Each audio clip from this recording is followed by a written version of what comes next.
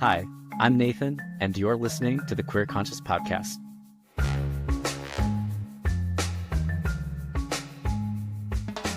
Okay, I know it's been a minute since I've gotten an episode out, and honestly, my recording equipment's been acting up. I finally got a good fix, and with everything else going on in the world, it's just been a little frustrating. But funny enough, that's exactly what today's episode is about. It's about how sometimes, no matter how you try, your equipment just doesn't quite seem to work. So you might see where I'm going with this. Performance anxiety is no joke. It can show up in so many different ways depending on your gender, your background, your education. And it's not just a later in life thing. It affects a broad range of ages. So whether it's nerves, pressure, or a total mental spiral, it can turn what's supposed to be a beautiful, intimate moment into something that a lot of people get anxious about and want to avoid. And for the LGBTQ plus community, the lack of comprehensive sex education only makes things harder. Or, not. And that's why today we're talking with the wonderful Dr. Jennifer Litner, certified sex therapist and sex educator. We're going to talk about what's really going on when the mind and body aren't on the same page. You'll learn why performance anxiety happens and simple strategies on how to feel more connected, more present, and more in control of your own pleasure. So if you're ready to invite intimacy without all that pressure, keep listening. This episode might just do it for you. Hi, Jennifer. Welcome. How are you doing today? I'm great. How are you? I'm good. I'm really excited for today's conversation. And I think a great introduction, I'd love for you just to tell us a little bit about your background and your practice and maybe what got you into this field. Yeah. So I'm a sexologist by training, which means I study and teach and practice clinically in the field of sexuality. And I got into this field well over a decade ago now. And I was doing a lot of peer health education work and using a lot of condom demonstrations and teaching people how to use safer sex skills, things like that. And we also did some HIV testing, and I was a tester during that time. And I realized that so many people that were coming in were looking for way more than just the education around safer sex.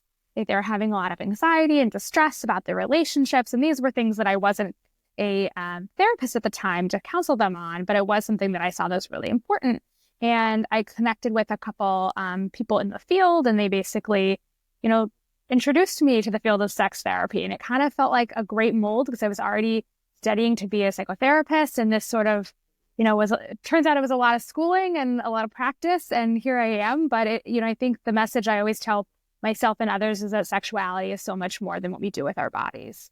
Yeah. Oh, I love that. And I remember going to those demonstrations in college and, in high school, you put the condom on the banana and stuff. And I'm like, that's great and all, but that's like the easiest thing. Like what I really need help with is, how do I prepare? How do I deal with the anxiety? How do I deal with the shame or the guilt that comes up around it? So I think it's a really big need. What need do you see specifically for the LGBTQ community being in this field?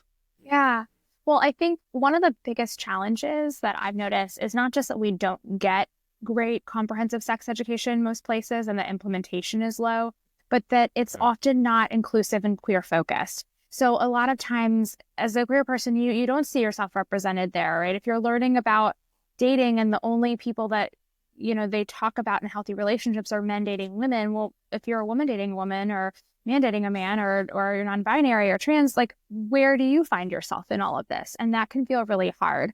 So I think we definitely need more inclusivity in our sexuality education and, also making sure that the providers that you're working with, right? A lot of times I see people for outpatient therapy and I'm very clearly queer affirming and celebratory in my practice, but there are a lot of providers who don't have a lot of experience in that area. So I think making sure that we have good inclusivity in the education we're learning, but also in the services healthcare wise that we are able to attain. Yeah. And I know having a queer therapist changed my whole experience with therapy. Yeah. And so I imagine you get a lot of gratitude. What are some things that people thank you for, that's different than their typical straight therapist that they've experienced? Well, I think that a lot of people are just like grateful to have a space to talk about things and not feel a sense of judgment, right? Like this is something that's kind of more common across like I would say all people, but definitely within, the more insular you are with your identities, right? The more the less we sometimes feel comfortable talking about them, or we're more selective about who we talk about them with, and some of the not necessarily the identities themselves, but sometimes the concerns we're having. A lot of my clients, I used to teach this course around for at a university level, and one of the things that we would always talk about is how people like will come to therapy and they're going to think the worry is that they're coming in, to talk about anxiety, but the therapist is going to think, oh, it's because you're queer or because you're kinky or because you're, interested in BDSM. Like, it's like there's this kind of problem that people have where we are taught in the field to be like over pathologizing. And I think that is something that a lot of people have fears about. So I often have clients just be like, hey, thanks for like recognizing that this isn't like part of the problem. It's part of me and who I am, but like my problem is my anxiety. And that sort of like feels like it's a low bar. Like I think we should be like all doing that, but that's just my opinion. No, and I'm so glad you brought that up because you brought me back now into my first therapy session where I was like afraid to talk about things because I thought it was because I was queer I was having those issues, right? And so I would blame myself, and there's so much shame to even talk about it. And I'm like, this is my therapy session. What am I doing? And so you also talk about the anxiety that people face, and so one of the things we're going to talk about today is performance anxiety. What is that? How would you define performance anxiety? So performance anxiety is this idea that you feel a level of distress or like you're monitoring how you're showing up in a current moment, usually during a specific task or event. So let's say if I am Simone Biles and I'm about to perform a gymnastics routine, right? I might have performance anxiety about how I'm going to be experienced when I, land my on the vault or the flip or whatever I'm about to do.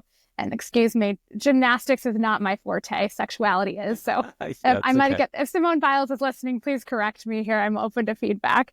But as far as like sexual performance anxiety, it's this idea that like you're going into an encounter and your anxiety or distress is about how that's going to be perceived by your partner, how you might be monitoring your body, right? The criticism or internal dialogue you may have about your own functioning, what's going to happen. Is it going to happen the way you want it to? So performance anxiety is not a new phenomenon. It's something that applies to a lot of different things anytime we're in a performative role. But when it comes to sex, it's often about our bodies and like how we're going to be experienced by others and also how we're experiencing them. Yeah. And gay and queer people definitely don't experience that, right? Never. So I'm curious though, how does it show up differently between people, trans people? Yeah. So I find that like with a lot of queer folks, there's a lot of worry about like showing up and being queer enough, right? When we get into that is like sort of like this general performance anxiety, like am I gonna like am I gay enough? Am I queer enough? Am I trans enough in a way? So sometimes that kind of thing can come up and make it feel like somebody's monitoring their body or their way that they're interacting. Like there's a lot of pressure around that. I think for the straight folks I work with, it's often more about like, did I get an erection? Did I last long enough, right? Is my partner satisfied? Some of those things I think are common across the board, but there's a sort of like notion around gender scripting that I think comes up a lot too, around like, if you were raised to be masculine and with masculinity, you might have been taught the script that you need to be like turned on and ready to go immediately. And that's just not accurate for most people. If you were, socialized in the feminine, you might have been raised like not to acknowledge your sexual interest or arousal at all. So some of these things I think create challenges around intimacy and sex of like, okay, I shouldn't focus on this. Should I focus on this? What am I supposed to do? And it could be a lot of like mental gymnastics going to gymnastics again. Wow. Yeah. Yeah. Mental gymnastics. Simone Biles, I hope she's listening to this. Yeah, please do. But that's so interesting. So people who are raised as women or in femininity, they're not really conditioned to acknowledge their pleasure or arousal. It's a common frame I hear from a lot of people I work with. Yeah. It's not the only script. I think the other one is I need to please my partner. So especially with, um, this is a very heteronormative view, but I think a lot of queer people also experience this because we're kind of re-scripting art, right, in a way when doing things differently. And one of the scripts is I have to show up and be a good partner I have to show up and have good sex for my partner. Again, this is all kind of patriarchal in the way that this comes from, but it is, I think it creates this performance-based narrative of like, I'm monitoring my body so that I can have the right kind of sex to please my partner. And that can actually transcend, like, I think all relationships. I think most people want their partner to feel a sense of pleasure and they want that for themselves.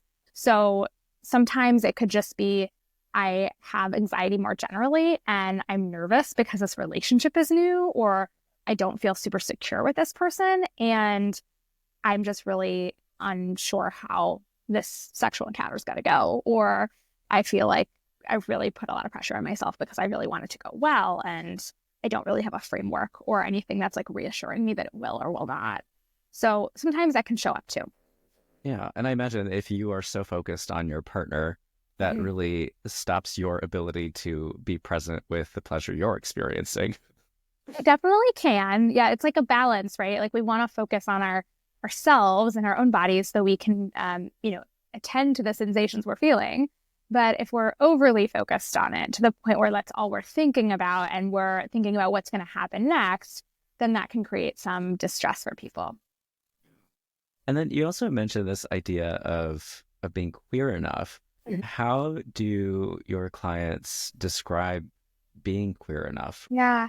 I think a lot of times it's like feeling secure in your body or in your own skin and being like, hey, am I like doing this the right way? Or like, is it okay if we're topping or bottoming? Or what if I don't like topping and I'm supposed to? Or what if like scissoring isn't for me? Or I don't really feel like, I like the idea of like penetrative sex, but I'm not with a person who has a phallus. Like, then what do I do? Like these kinds of things that I think it's like, if I don't, a lot of people feel like they don't fit the script because they've had to create their own scripts.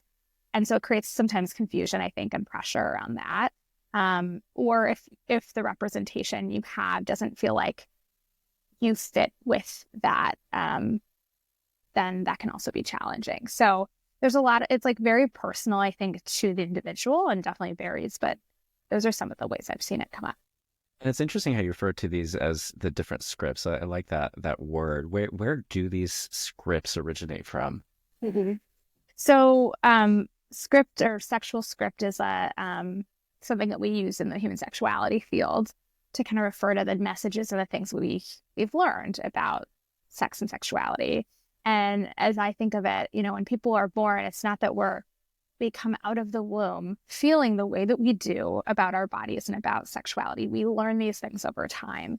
And they often are shaped by a number of factors. So social community, peers, academics, right? What did you learn in school or not learn? What does your family of origin teach you or not teach you about this? What kind of media did you consume around this? So, now people are growing up with social media often, like it's integrated. A lot of this Generation Alpha, right, is having it's a much more like accessible and kind of in your face kind of experience than like folks who grew up in like the 80s and 90s and 70s. It's like where we were like watching a commercial or like you maybe saw this in books or heard about it, things like that. So I think media is another influence, TVs, movies, things like that. And what are the messages that they're getting from that media? Yeah. Again, it varies. Like, what are you consuming, right? So if you're watching a lot of like rom-coms, right, then you might learn that you might feel like sex is supposed to be like pleasurable and people are gonna like come at the same time and everyone's gonna have like this perfect experience and like you're not gonna hear anything weird that happens like Nobody has like a back that they threw out or like a spill that happened or any like awkward noises because they don't show that part, right? The rom-coms are like usually end with a wedding or a kiss or something cute and like historically. I think Yeah. So now we're no, getting stop watching rom-coms. That's what I mean. Kidding. well, it's not stop watching rom-coms, but it's just like be an educated consumer of whatever media you're consuming. I think some rom-coms nowadays, I think, are doing a better job of showing some of these things. I've seen better representation in some of the even like Netflix shows and things like that. If you're a reality TV person, if you're somebody who watches, a lot of dramas, or if you're somebody who watches like sci-fi stuff, like I think every media outlet has its like different way of portraying it. But what I would say is, what are they wanting you to feel? Who's in charge of like who created this and what is it that they're trying to portray? And how accurate is that based on what you know? And if you're not sure, like, okay, I would do some digging around. Like a lot of this is online. We have research and you can always listen to this podcast and find out. Yeah.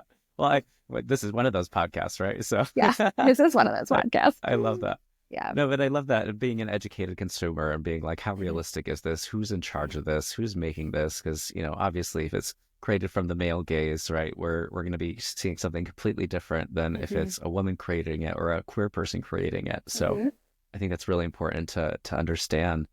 And you also mentioned that family systems really play a role in the scripting that we grow up with. So what are some examples that you've seen of that?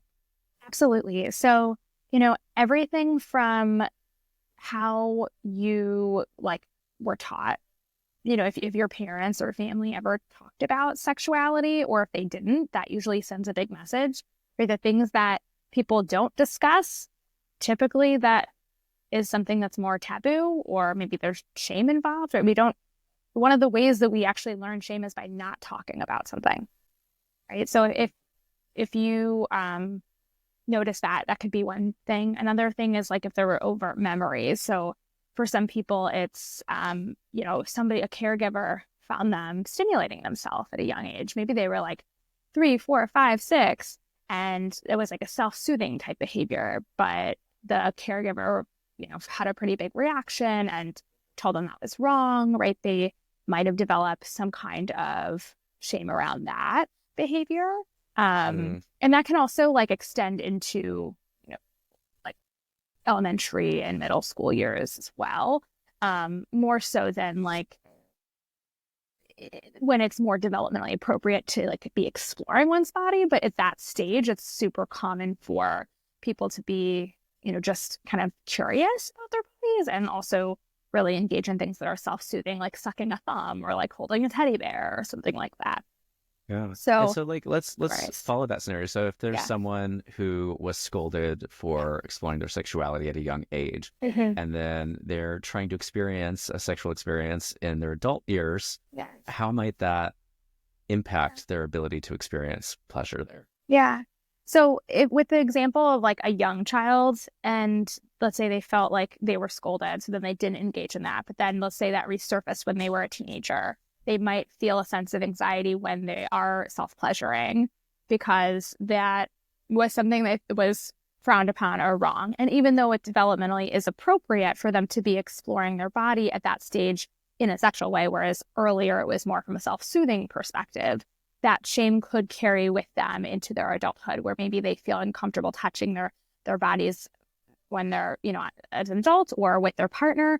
That could keep them from feeling like they have an understanding about what feels good in their bodies. It could also make it hard.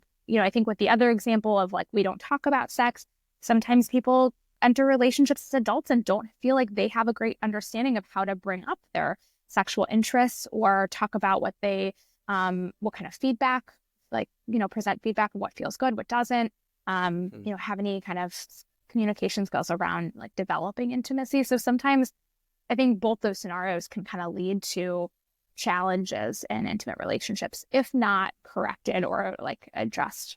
Properly. And that's so sad when you see people who aren't able to feel confident about if they feel shame around their bodies or sexuality or feel like it's wrong. And I know growing up religious, I grew up in Mm-hmm. the Catholic Church. I definitely experienced a lot of like sex is bad, homosexuality is bad. So there was always this like level of guilt or even wanting to talk about it for sure. Yeah. So when you get these clients into your office, like what are some ways that you take them through overcoming this performance anxiety? Yeah, absolutely. So first, like we want to talk about where it came from. Is that something they've always experienced? Is that something that kind of started more recently? And in what situations does it occur? Majority of people that I work with experience performance anxiety when they're with a partner, and they typically don't when they're on their own. And a lot of that can stem from relational issues. It can also stem from um, fear around like kind of lack of experience or confidence with a partner, or if they have like a memory or an experience of something not going well and we're experiencing quite a bit of stress at the time, sometimes that can also exacerbate things. So to get a little bit more specific, like let's say somebody, was feeling really aroused and then one day they like lost their erection and their partner had like a really big reaction and said something kind of critical to them. Even if it felt like subtly critical and not super overt, that person might feel a sense of shame or anxiety, and it could be possible that they would develop performance anxiety after that point. Going carrying into other interactions, let's say that relationship ends or that encounter ends, they might feel nervous continuing in other relationships. So that's an example of how like a partner's reaction can make a big difference. Sometimes it can be more internal. So it's that individual, they're dealing with a lot of stress and they feel like the sense of like, I have to get this right. And when we know that when we're experiencing a lot of stress, our bodies don't tend to access pleasure in the same way. We are tending to stressful or threatening thoughts as opposed to things that would be pleasurable or exciting or relaxing. And so sometimes that is a time when people will notice challenges with their performance anxiety as well. Yeah, yeah. So it sounds like really understanding where that comes from, either if it's from your childhood, your adolescent Mm-hmm. years, or even just with a sexual partner as you've gotten older, Mm-hmm. those events really impact your ability to show up confidently in sex. Yeah, absolutely. Anything that like I think really like rocks your confidence like in what you've already known, I think can be like a big like it could be a big event or a small event, right? So we're talking about like let's say outside stress coming in, we're talking about a relational interaction. It could also be a medical event, right? So if someone's going through any kind of let's say like cancer treatment, or they have chronic pain, or maybe they have like some big changes because they're going through like perimenopause or andropause, like some of these hormonal things can also play a role too. And so it's not like that uncommon for somebody to feel like, okay, my arousal used to be here and these things used to get me where I wanted to go. And now I feel like things have changed and I don't really know what to do here. It's like not working the same way that it used to. And so evolving sexually, I think, can be a challenge point for some people too. Yeah. Oh, yeah. Definitely evolving through different challenges like that is important. So if someone is experiencing like a medical issue Yeah. or a hormonal phase that's impacting Mhm. their ability to experience that pleasure, what do you advise them to do in those situations? Yeah. So first, like we're getting clear on like what is sort of the point, like what is working and what is not, right? So if it's like shifting positions is often a time where people will like lose stimulation. For some other people, it's if a partner stops like stimulating for any period of time. So I'm thinking more so like if people with vulvas, if that's like if there's like a break in consistency, a lot of people will report like that can really like impact their arousal. And then they might be more aware of like, oh, am I going to be able to get this back? Or like, is this taking too long or something like that? Yeah. Um, and then for people with penises, like that's kind of the shifting positions kind of can cause challenges too with like lack of stimulation.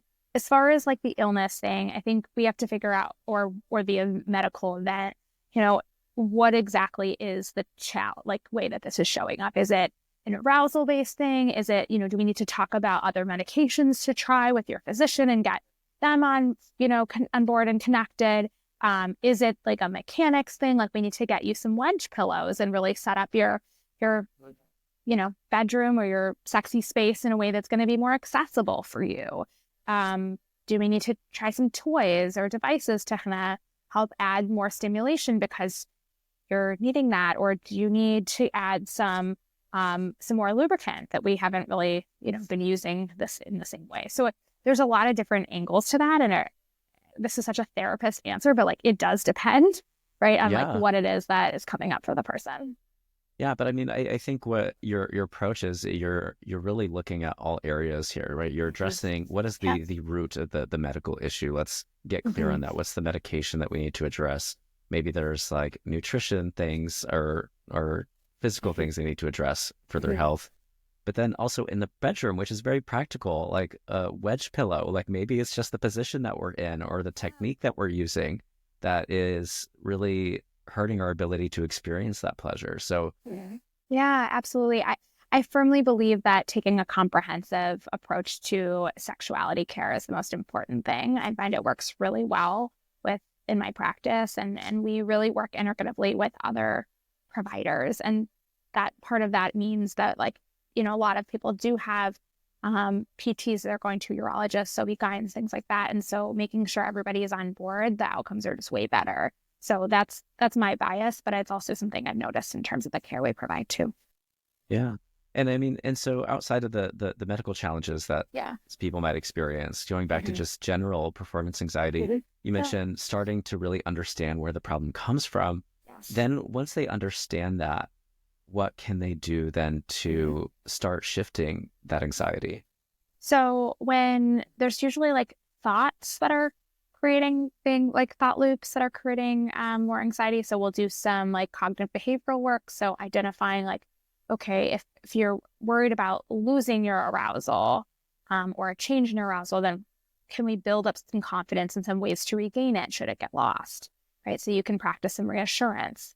Some of it also might be redirecting your thoughts, right? If you're monitoring and you're constantly thinking about your performance like leading up to sex, you're already priming yourself to think about something scary or threatening or uncomfortable before you get started. And that just doesn't leave your body in a place where like it's going to make it harder to feel engaged sexually. So one thing we might work on are some mindfulness skills. So helping people kind of get into their bodies and noticing sensations without judging them. So there are exercises I have people do at home when they're doing daily activities like brushing their teeth or showering or making their coffee. And just to kind of get them into the rhythm of practicing mindfulness, because a lot of people just think it's like, I'm going to tell them to sit and meditate and sit in silence. And like, that's not what this is about. Getting into your bodies and like noticing physical sensations, slowing things down is one of the most evidence-based techniques for dealing with performance anxiety. I'm so glad that you focus on that.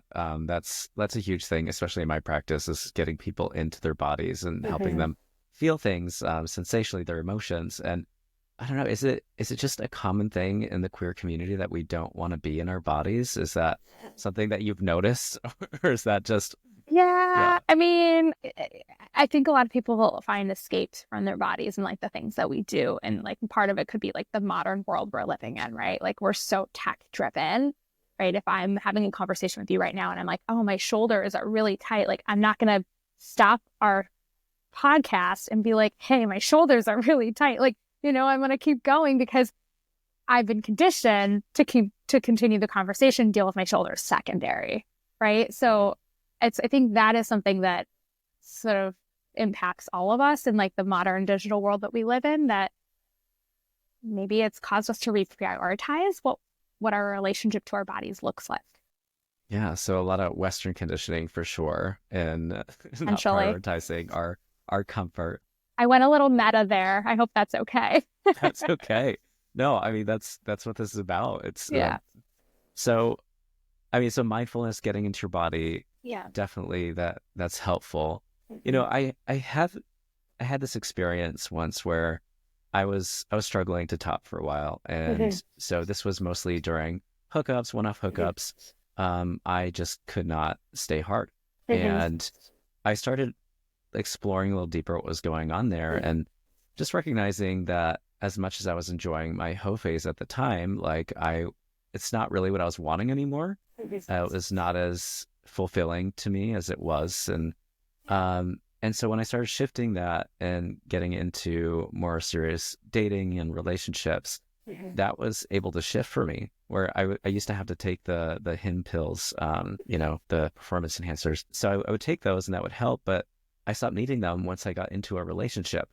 And so how do you help your clients really tap into that deeper sense of self to really get into alignment with what it is that they want? Yeah. I'm so glad you brought this up because I think a lot of times this impacts like people's attachment and like the security they feel or don't feel in different situations. I've known some people who they don't experience any performance anxiety with casual hookups because they feel like they don't really have much attachment to the individual. It's a short encounter and that doesn't put as much pressure on the experience, right? So if it doesn't go super well, or if they feel like this person, doesn't like how they are experiencing them in a sexual way, like it takes the edge off in a way. They don't feel like attached. And then I've heard other people who really feel a lot more sense of security and safety when they have feelings for somebody, or they know that this person cares about them and they have a relationship. And so they feel way more at ease in those situations than, with partners who are more casual. So I've seen it kind of show up both ways. And I think it's really interesting. And the therapist in me likes to think about like, okay, what is someone's attachment history and how does that impact this? But that's a whole nother talk for another day. I was going to say, do you want to get into any of that about that attachment? I mean, we could go down that rabbit hole, but it sort of like taps into what do you feel, in what context do you feel more safe and relaxed?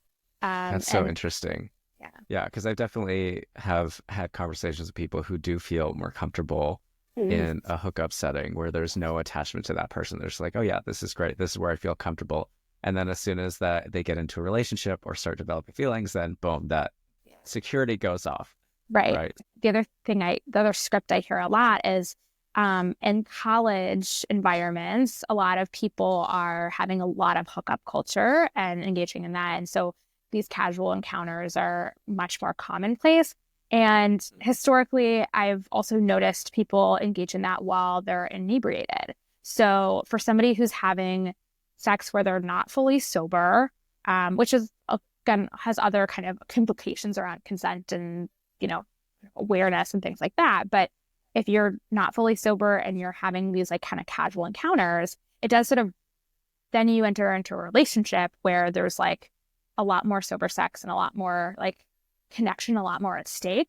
Sometimes those people do like have a lot more performance anxiety because there's so much at stake and there's like way more pressure to feel like they could let their partner down. So it's also a vulnerability thing too of like, oof, I don't want to screw up here. I don't want to mess this up. This is like the love of my life or the person I'm going to spend my, the rest of my days with, or the person of the season and I'm really into them, like whatever it may be. And so I think that this, again, it shows up differently based on like where people are at. And I think attachment and vulnerability could have something to do with that. Yeah, which is, it's kind of a cute thought when someone's like, I care so much about this person that I want to make sure that they're feeling good. I do it the right way. But at the end of the day, if you're overthinking it, and I think it's just going to impact the whole experience really in a not so great way. Yeah. So I'd love to get into maybe some scenarios with you. So what are some common scenarios of performance anxiety that you see come up? Yeah. So one you actually just mentioned, which is that if somebody is experiencing a lot of monitoring of themselves, right? There's a lot of performance anxiety and they're worried about their body. They might feel a sense of distress of having any attention on them. So what they might choose to do is focus a ton on their partner's experience. So this could be like, a person focusing entirely on like, giving their partner oral sex all the time, or like wanting to just like ravish them, but like really minimizing their own experience in the mix. So that's like one way that could show up. And again, it's really more of like, I think about it too with folks who've got like social anxiety, or if you're somebody who hates attention, right? It's like, oh, I don't want the spotlight on me. I'm going to put it on you so I can Mhm. avoid being seen in this scenario. So that's one Yeah. thing that, like, So let's start with that one. So in yeah. that situation where that person doesn't want that attention on hmm them, they're focused on their partner, what would you say is the negative impact there? Well, I mean, I think it ultimately, like, they're not getting their pleasure needs met. Their partner's probably going to notice at some point that, like, well, why aren't you having, a good time, or why does this feel imbalanced? Um, it's one of those strategies that's like, it's not super sustainable. So it might work for like some time, but it's likely that it could feel like imbalanced or disconnected, because this person's just kind of like showing up only for their partner. And it's a nice thing to do to care about your partner's pleasure, but also you're responsible for your own, and we're neglecting that. And at some point, that's probably going to come up. Otherwise, you're just going to have sex for your partner the whole time. And if that's Mhm. if that's what you decide, you both decide works for you, okay. But I haven't found as many people who are happy with that dynamic. Yeah. And then, so what does it look like for someone to overcome Mhm. that fear of being seen or receiving pleasure? So, I mean, first we are getting clear and like talking about this with their partner, right? Like this could be, you know, I've been avoiding being honest with you about this, or, this, I have a lot of shame around this, and it feels really hard for me if I like lose an erection, or if I lose like, my stimulation, and I kind of get stuck in, and I feel like I'm getting close to orgasm, but I don't, or I, one of those situations. So it's like talking about it, opening up, and creating more safety in the relationship to do so. Sometimes there is a good degree of that, and sometimes there's not, and it's more, needs to be built up over time. And then it's, doing some of those like mindfulness exercises with partners. So there are some touch-based exercises that can be helpful to really, see if that individual can focus on their own sensations, while also, having opportunities to focus on their Mhm. partners without it being like a imbalance in a significant way. Yeah. And is there an example of maybe a question or conversation that could be had to help that connection? Yeah. I really like people talking about what pleasure looks like for them in their bodies. So when I might ask them like, hey, if you're experiencing something that feels really good, what would your body look like? Can you tell your partner what that would look like, so that they can be aware of that? Mhm. Right. And then having them hold space for that and doing the same, and also talking about like, okay, if I'm feeling really disengaged, how is my body going to show up? What am I going, am I going to be like closing my eyes? Am I gonna be looking away? Am I going to be, shrugging my shoulders? Like, all these like nonverbal cues are often really present during these moments. So helping people build their own awareness of how they're showing up, and like starting that conversation, I think can be helpful. I love that. Yeah. And so what's a second scenario that Mhm. you see commonly? So the other one that I see commonly is if somebody is really avoidant of sex. So let's say, partner is really worried about them, again, like their arousal or their functioning in some way. Their partner's initiating sex. They might be like really avoidant and not, often being declining, like trying to get away from their partner, or just like avoid situations where they could be even physically close at all. So sometimes I So they just see don't want to have sex. they don't want to have sex, because not necessarily because sex doesn't feel so good, but because of the anxiety that comes along with it. Yeah. Right. So I don't want to feel this intense pressure. So I'm not going to put myself in a situation where I could even have that happen. So, I mean, some people go as far as like, I'm not going to touch my partner. I'm not going to kiss my partner. I'm not going to be close to them because I don't want anything to lead to that point. For other people, it's like, I'm not going to show up, you know, I'm going to try to like avoid them and pour myself into work, or I'm going to like leave the house. Like sometimes it's just more of slight avoidance of like, okay, I'm just not going to bring this up. I'm not going to talk about it. And Yeah. hopefully we just don't have to brush this subject up for So I several imagine a months. scenario like that, though, Mhm. it's probably not the person who's avoiding who's bringing the situation up and trying to address it. It's probably more so the partner who's like, hey, we're not having sex. What's going on here? can we go to therapy or something to talk about it? Am I wrong in that? No. Typically, that is kind of what happens. It's, if somebody is incredibly avoidant and they're not bringing it up, it could also be that maybe they have like some conflict avoidance stuff too, where like bringing it up and talking about it feels stressful, which suggests to me that by the time they typically are reaching out to me, it's like they've tried a number of things and they're having a harder time communicating around this and figuring out some skills. So yes, typically it is like the partner being like, hey, what's going on here? And then, some kind of acknowledgement of, okay, like we need a different solution because this isn't working and we both want to have a better sexual relationship, especially if this isn't people's like starting off this way. So I work with a lot of people in longer term relationships too. And most people don't start off in like this kind of distanced relationship with sex, where one person is really avoidant and the other person is pursuing it. That is, for some people, that's their dynamic, but a lot of times it's something that accumulates in time. Well, because I've been that partner. I've been the partner that doesn't want to engage in sex. And then anytime my partner would bring it up, I would be like, oh, I don't want to do that. And like, ultimately there was some underlying resentment that needed to be addressed. But that's another story. But I'm curious, in those situations, how would you advise someone to approach that subject with their partner if their partner is avoiding it? Well, I think the most important thing is being really calm and curious and trying to be understanding. I think it's very hard as human beings to both be listening and compassionate to someone when we also have very strong feelings about this dynamic that's impacting us. So that's, I think, the hardest thing, but it is important that, if a partner is experiencing a lot of anxiety, one of the best things you can do, I think, is to be able to say like, hey, I'd love to talk about this with you. Like, is now a good time? And to just be open, like non-judgmental about it. Like, hey, I really want to see like what can help here. Like, can you tell me like what's going on for you? And just trying to listen and be supportive.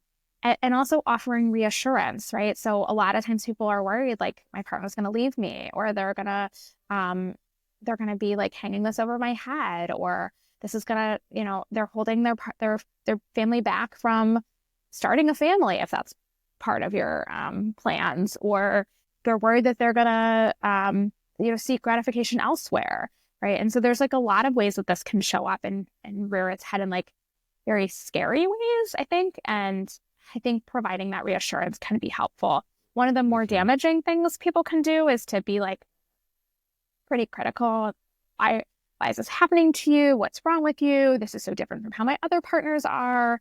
But like anything that's like mean or critical, even if you think you're just asking questions in like a pointed way, like sometimes like just tone of voice and how that lands can really make it scary for the person on the other end. And, especially for the people who are socialized in the masculine, another thing we know is that they're often not, they're taught not to talk about emotions. And this is a pretty vulnerable topic. It's often not something people talk about with their friends. So it creates a lot of shame around it.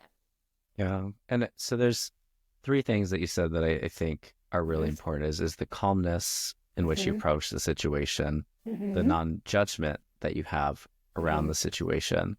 And there's a third thing. It'll come back to me, I'm sure. But yeah, because I imagine if you approach that subject, though, you can get really defensive.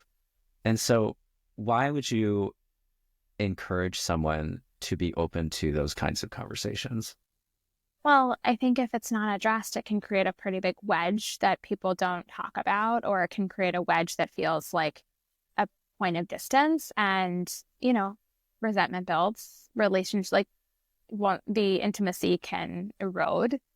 Sex is not the most important thing to everyone in a relationship, but usually some kind of physical connection, if that is something that was important and decreases substantially or changes dramatically without, really, I would say, intentional conversations and care around it, I think that can cause often like a pretty big wedge and dissatisfaction in the relationship. And so it's something that like, you want to be proactive about these kinds of things. If you let them, go and you don't attend to them, well, you're probably going to have a much harder mountain to climb when it comes time to dealing with it down the road. So, I mean, it's kind of like a choose your battle sort of thing, but I am always the one who's going to say err on the side of proactivity because things are easier to address when it's more imminent.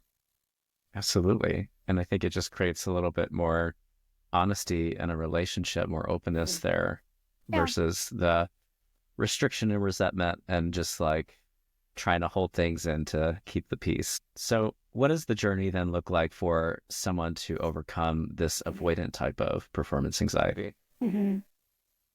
I think recognizing that the avoidance only works for so long, right? And learning how to approach this. Sometimes it's relationship therapy, so inviting their partner in so that they can improve their communication. Other times it's identifying what they need in response to their partner. So do they need to have, feel like their partner is going to hear them, feel like their partner is going to be that non-judgmental and calm and not have a big reaction? Do they need that sort of reassurance? Can they articulate those things to a partner? And then, recognizing that, like, what are some things that feel more accessible for them that don't have the pressure alongside it. So for a lot of people I work with, even I know we've been talking a lot about people with penises, but for people with vulvas, like there's a whole lot of anxiety people can have around like having sex that isn't going to feel good or feeling worried about the amount of time it takes for them to experience kind of adequate arousal and things like that. And so performance anxiety can definitely manifest that way too. And so another thing we work on is non-demand kind of touch. So having an intimate experience that doesn't involve the thing that's scary. So if the thing that's scary is penetrative sex, then we're taking that off the table. If the thing that's scary is oral sex, then we're taking that off the table. It's starting small with these like other ways that they can be close and intimate and focus on the sensations in their body without it escalating to something further. And you call that non-demand touch? Mm-hmm. That's the clinical term. I usually call it something way more fun with clients, like we're going to try touching time or sexy date or pleasure date or something like that. I like that. But okay. So it's really taking whether it's penetration or oral, taking that expectation out so that they can just experience subtle forms of touch and then build up their tolerance to that if they want to. Is that right? Yeah. So it's taking the pressure off that like a certain outcome doesn't have to happen. And if there's a degree of perfectionism around this, that some of my clients who do experience this do tend to have more perfectionistic tendencies, then we're also looking at like, how do we focus on like imperfect sex or having like good enough sex, or thinking about how do we think about pleasure versus like performance and having to check a box, right? So some of that's also part of the non-demand experience is like, I get to show up, I get to caress my partner and feel good about that without having to worry about something else that's coming next, which often is how the past encounter has played out, and that created more anxiety. So we're sort of restarting, like redeveloping their relationship to physical touch in a way that doesn't have that same kind of anxiety attached to it. Yeah. Because I imagine what happens is that a lot of them are afraid to say no more because they're afraid of rejecting their partner or making their partner feel rejected in that way. So taking that expectation out, I imagine, just creates a lot more safety for them because the no is kind of set up ahead of time. It's like, here's what I am comfortable with and here's what I'm not. Now we can enter this space. Yeah, for sure. And we do a lot of talking about initiation to it, or like I call it invitations. Like, I'm going to invite you to be sexual with me, declining, accepting. I always tell people, I'm like, if you can come to therapy and one day you can tell me that you can accept and decline invitations, mutually, and it not creates distress in your relationship anymore, like, I think my job is done. Because like, that's like, we want to have tolerance to be able to have both of those outcomes play out and it not feel like a big distressing event, which often happens when there's like points of disconnection. And at the same time too, I think it's probably important for people to hear the word no and to not, throw a fit or act a certain type of way that might intimidate their partner from saying no again. Yeah. Right? Yeah. I mean, so often, there's so many reasons why people have sex and don't have sex. When I teach classes, at the very beginning of class, like the very first week, I ask people, I'm like, okay, let's put on the board, what are some reasons people have sex? And there's like 100 reasons on there. Not all of them are like great value congruent reasons, but like Yeah. I they're was all bored.